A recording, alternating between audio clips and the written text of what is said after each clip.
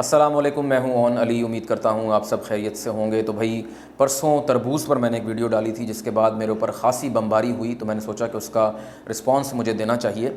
देखें, बात यह है कि मुझे तरबूज़ पर वीडियो बनाने का कोई शौक़ नहीं है, लेकिन प्रॉब्लम यह है कि जब से मैं तरबूज़ ले रहा हूँ, जब से सीज़न स्टार्ट हुआ है, आपकी तरह मैं भी ख़रीद रहा हूँ, और मसला ये हो रहा है कि मैं एक अजीब सा टेक्सचर देख रहा हूँ अपने एरिया में एटलीस्ट। वो ये कि तरबूज़ कहीं से ज़्यादा लाल है, कहीं से कम लाल है, कहीं से ज़्यादा मीठा है, कहीं से फीका है। तो मैंने सोचा कि इस पर रिसर्च होनी चाहिए, क्या प्रॉब्लम है। तो मैंने रिसर्च की और मुझे एक बड़ा अजीब इंकशाफ हुआ। वो ये कि पाकिस्तान और इंडिया में वाटरमेलन अडल्ट्रेशन या इंजेक्शन को लेकर एक बड़ा डिफरेंस है। अगर आप यूट्यूब पर जाकर इंडिया में वाटरमेलन इंजेक्शन या अडल्ट्रेशन देखें तो आपको कुछ और मिलता है, पाकिस्तान में आपको कुछ और मिलता है। इंडिया में आपको सैकड़ों वीडियोज़ मिल जाएंगी, लोग बताएंगे कि हाँ भाई कलर मिलाया जा रहा है। वहाँ डॉक्टर्स आपको बताएंगे कि कलर मिलाया जा रहा है। इनफैक्ट जो इंडिया का फूड सेफ्टी एंड स्टैंडर्ड्स का इदारा है, वो आपको बताएगा कि ये काम हो रहा है और इसको ठीक करने का तरीका वही है, टिश्यू से चेक करना। एक तरीका है वो कई तरीक़ों में से, जो कि मैंने भी करके अपनी वीडियो में दिखाया।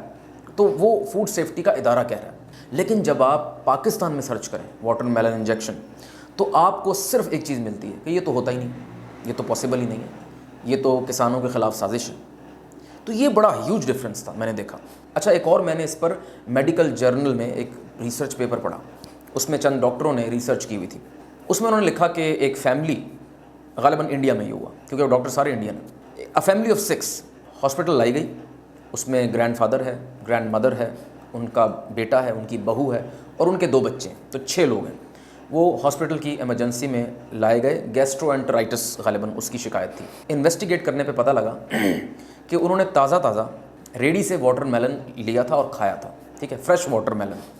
और इस वाटरमेलन खाने से 7 दिन पहले उन्होंने घर का खाना खाया था और क्लीन वाटर पिया था। तो इन्वेस्टिगेट करने के लिए, जब वो डिस्चार्ज हो गए, इन्वेस्टिगेट करने के लिए वो रेडी वाले के पास पहुँचे जहाँ से उन्होंने खाया था।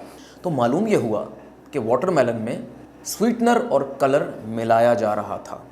उन्होंने बताया कि वाटरमेलन की कोर में इंजेक्ट करके ये चीज़ लोगों को खिलाई जा रही थी, ठीक है। अब ये मेडिकल जर्नल का आर्टिकल है, तो अभी बड़ी अजीब बात है। इस पर रिसर्च तो बनती है कि ये क्यों इतना डिफरेंस है पाकिस्तान और इंडिया में। अच्छा, पाकिस्तान में कुछ गलत फहमियाँ जो मैं आपको बताऊँ इसके बारे में।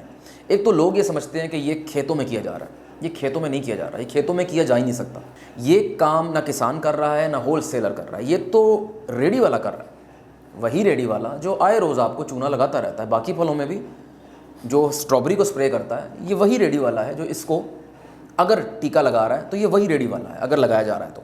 दूसरी बात ये है कि मैं ये देख रहा हूँ कि जो हमारे पाकिस्तान में जितनी भी वीडियोस बन रही हैं, उसमें दिखाया ये जा रहा है कि एक तो टीका जो इस्तेमाल किया जा रहा है तरबूज को लगाने वाला, वो टीका वो है जो हमें इंसानों को हॉस्पिटल में लगाया जाता है, जिसकी सुई इतनी सी होती है, ठीक है। तो तरबूज में वो कितना कोई अंदर घुस सकता है, वो तो ऊपर तक ही रहेगा।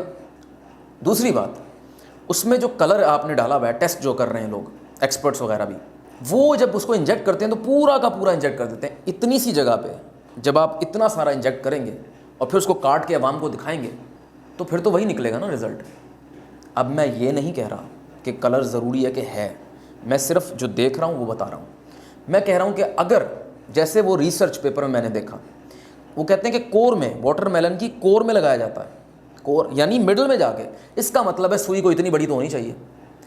तो ये भी तो हो सकता है कि सुई काफ़ी बड़ी हो और वो लगाई जा रही हो, उस केस में तो शायद कलर बाहर नहीं आएगा। और उस केस में वो जो आपको दिखा रहे होते हैं कि छिलके के ऊपर लाल लाल आ गया है, वो भी फिर नहीं होगा अगर मिडल में जाके लगाया जा रहा है।